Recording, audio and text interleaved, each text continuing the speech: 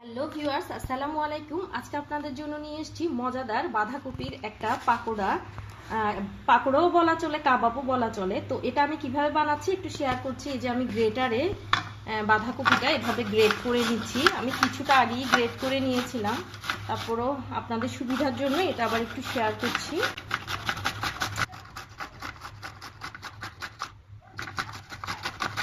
তো ভিউয়ার্স, আমি ফুলকপি বড়াটা বানানোর জন্য, কাবাবটা বানানোর জন্য এখানে মিডিয়াম সাইজের 3টা আলু নিয়ে নিয়েছি। এটা আমি ম্যাশ করে নিব হাতে, একসাথেই মেখে ফেলতে পারবো।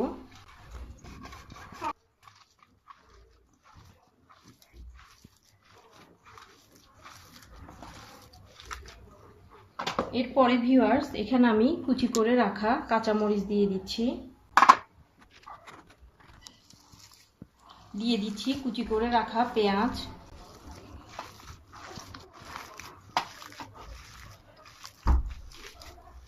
তো ভিউয়ার্স আমি দিয়ে দিচ্ছি একটা ডিম, একটু দিয়ে দিচ্ছি কাবাব মশলা, দিয়ে দিচ্ছি স্বাদ মতো লবণ। তো এখন এটা ভালো করে মেখে নিব।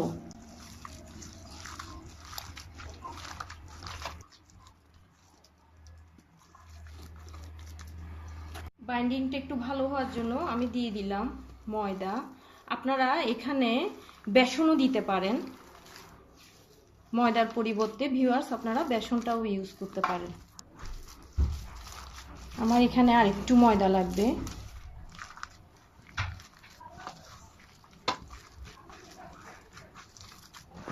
তো ভিউয়ার্স হয়ে গেল। এখন আমি এটা কাবাবের শেপ করে খুব অল্প তেলের মধ্যে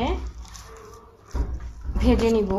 অল্প তেলে এটা ভালো করে ভেজে নিব।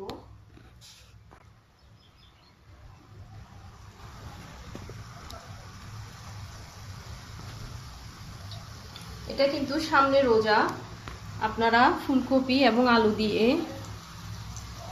এটা করে নিতে পারেন এই বড়াটা।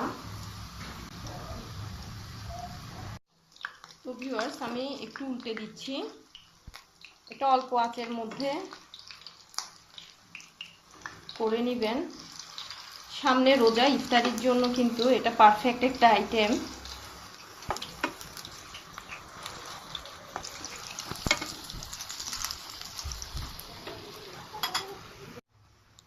তো ভিউয়ার্স আমার কাবাবটা হয়ে গেছে, আলু আর ফুলকপির বড়া। তো আমি একটা একটা করে নামিয়ে নিচ্ছি। ভিউয়ার্স এটা খেতে খুবই মজা আর পারফেক্ট একটা ইফতার। তো ভিউয়ার্স আশা করি এটা অবশ্যই আপনারা করবেন এবং সামনে রোজা, ইফতারের সময় এটা করে ফ্যামিলির সবাইকে চমক লাগিয়ে দিবেন। আর আমার চ্যানেলটি সাবস্ক্রাইব করে রাখবেন, আমাকে বেশি বেশি লাইক করবেন, কমেন্ট করবেন। আজকে এই পর্যন্ত, সবাইকে ধন্যবাদ। আসসালামু আলাইকুম।